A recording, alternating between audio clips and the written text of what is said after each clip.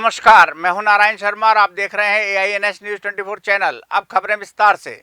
दुर्ग जिले के समोदा गांव में जिस खेत में अवैध रूप से अफीम की खेती की जा रही थी, वो खेत भारतीय जनता पार्टी के राइस मिल प्रसंस्करण प्रकल्प के प्रदेश संयोजक विनायक ताम्रकार का है। अफीम की खेती का पर्दाफाश होने के बाद पार्टी ने विनायक ताम्रकार को पार्टी से निलंबित कर दिया है। पुलिस और प्रशासनिक अधिकारियों ने जब रेड की कार्रवाई की तो पाया कि 1.5 एकड़ जमीन पर अफीम की खेती की जा रही थी, जिसे पुलिस सील करते हुए अपने कब्जे में ले ली है।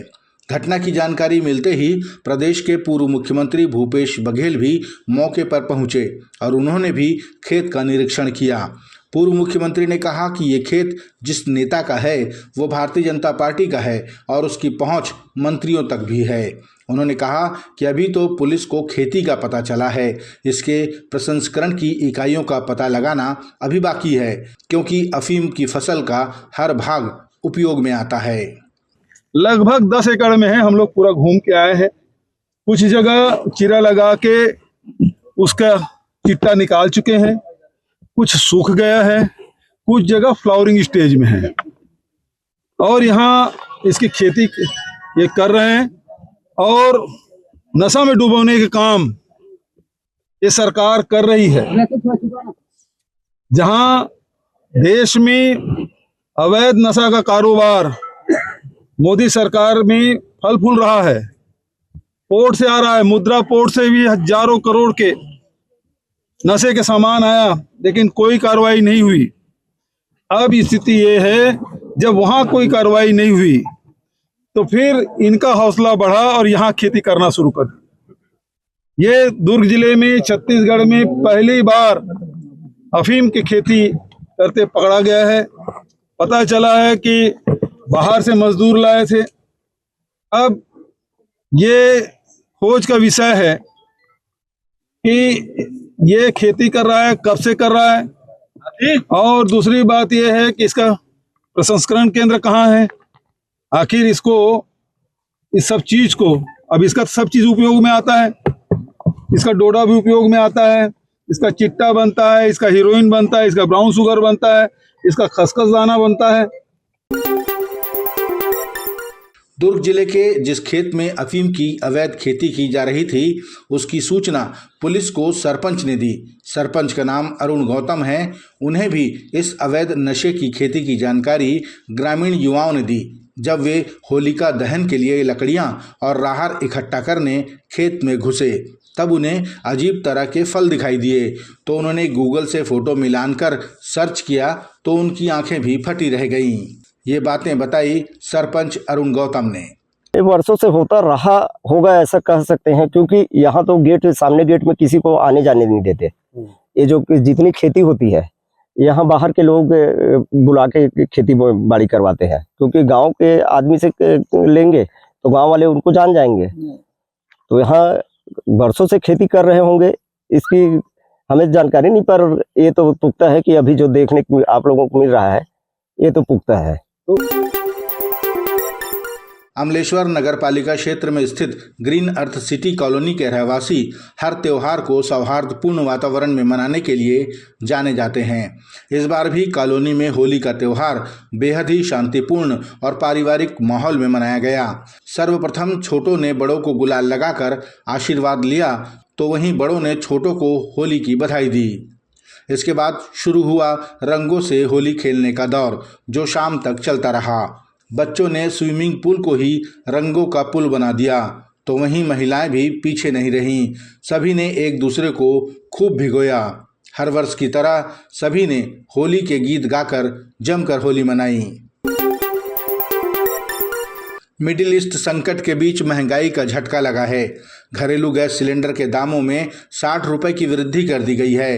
वहीं कॉमर्शियल सिलेंडर 115 रुपये महंगा हो गया है। इंडियन ऑयल की वेबसाइट पर सिलेंडर की नई कीमत को अपडेट कर दिया गया है।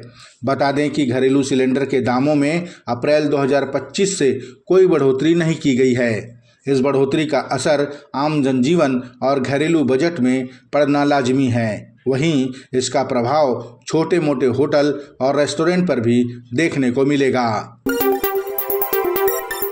छत्तीसगढ़ में होली पर ही करोड़ों रुपए की शराब की बिक्री हुई, जिससे प्रतीत होता है कि सरकार को शराब से बड़ी मात्रा में राजस्व की प्राप्ति होती है, लेकिन इसका दुष्परिणाम भी सामने आता है, जिसे लेकर कांग्रेस के प्रदेश अध्यक्ष दीपक बैज ने चिंता जाहिर की। उन्होंने कहा कि सरकार सिर्फ अपना खजाना भरने के चक्कर में प्रदेश को नशे की ओर ढकेलने में लगी है कि सरकार किसानों को शराबी साबित करना चाहती है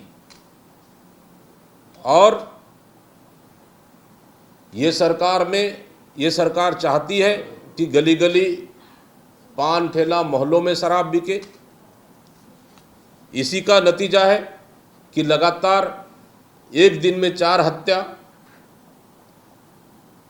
लगातार दुर्घटनाएं घट रही हैं, लगातार हत्या, लूट, चोरी, डकैती हो रहा है। और सरकार ने तो होली जैसे दिन भी दारू दुकान खोलने का निर्णय लिया था। इससे कितना भयानक घटनाएं घट सकती थी, भयावह स्थिति पैदा हो सकती थी, आप इसका अंदाजा लगा सकते हैं। मतलब कुल मिलाकर सरकार नशे के कारोबार में छत्तीसगढ़ को ढकेल दिया है और ये सरकार शराब प्रेमी हुआ है।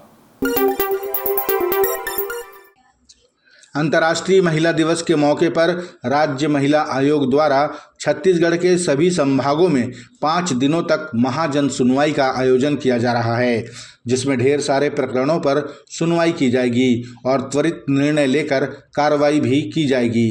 ये जानकारी छत्तीसगढ़ राज्य महिला आयोग की अध्यक्ष किरणमयी नायक ने दी। उन्होंने बताया कि अब तक आयोग द्वारा विभिन्न जिलों में जाकर 370 जन सुनवाई की जा चुकी है और 8000 से अधिक प्रकरणों का निराकरण भी किया जा चुका है। इस महाजन सुनवाई के अंतर्गत महिला आयोग की टीम 9 मार्च को सरगुजा, 10 मार्च को बिलासपुर, 11 मार्च को दुर्ग, 12 मार्च को रायपुर और 13 मार्च को बस्तर संभाग में उपस्थित रहेगी। महाजन सुनवाई का सप्ताह रख रहे हैं, जिसकी शुरुआत 8 तारीख से हमारा दौरा चालू है। 9, 10, 11, 12, 13 इन 5 दिनों में हम लगातार अंबिकापुर, बिलासपुर, दुर्ग, रायपुर और बस्तर में महाजन सुनवाई करेंगे। हमारे पास लगभग 750 से अधिक मामले अभी रजिस्टर्ड हैं, जो उन पर हमने नोटिस भेज दिया है और उन महाजन सुनवाई में हमारे 2 न्यायपीठ बैठेगी सुनवाई के लिए, एक अध्यक्ष की और एक सदस्यों की। और उसमें हमारे साथ वहां पर सहयोग के लिए जिला महिला बाल विकास विभाग, हमारे पास सखी सेंटर, प्रोटेक्शन ऑफिसर और उसके साथ में जिला विधिक प्राधिकरण से हमारे पास एडवोकेट्स रहेंगे, काउंसलर्स रहेंगे, पूरी टीम होगी और हम एक ही दिन में सुनवाई भी करेंगे। और यदि कोई महिला आवेदिकाएं अपना आवेदन लेकर आती हैं तो उसके बारे में भी विचार किया जाएगा। तो ये 5 दिन में हम इतने सारे केसेस की सुनवाई कर रहे हैं कि हम पूरे छत्तीसगढ़ की महिलाओं को एक मौका देंगे कि वो महिला आयोग से 1-to-1 रूबरू हो सके। राजधानी रायपुर के विभिन्न क्षेत्रों में बढ़ रही आपराधिक घटनाओं पर अंकुश लगाने और अपराधियों पर पुलिस का भय हो, ऐसी मांगों को लेकर कांग्रेस पार्टी ने गंज थाना में प्रदर्शन किया। इस मौके पर पूर्व महापौर प्रमोद दुबे और पार्षद आकाश तिवारी समेत बड़ी संख्या में कांग्रेसी कार्यकर्ता मौजूद रहे। पूर्व महापौर प्रमोद दुबे ने कहा कि कांग्रेस लगातार अपराध नियंत्रण को लेकर जो दबाव बनाती रही, उसी का नतीजा है कि इस बार होली में कम घटनाएं हुई।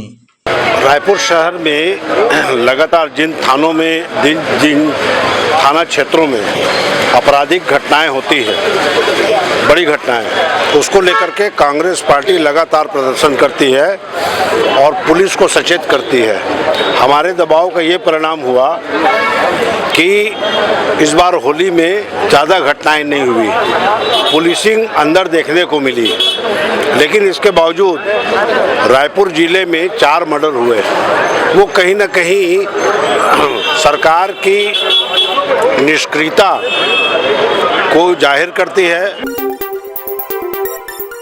ये थे आज के प्रमुख समाचार। आप देख रहे थे हमारा लोकप्रिय YouTube चैनल AINS News 24। अब हमें इजाजत दीजिए, कल तक रोजाना की ताज़ा खबरों के लिए आप देखते रहिए हमारा लोकप्रिय YouTube चैनल। हमारे YouTube चैनल को लाइक, सब्सक्राइब और बेल आइकॉन का बटन दबाना ना भूलें। नमस्कार।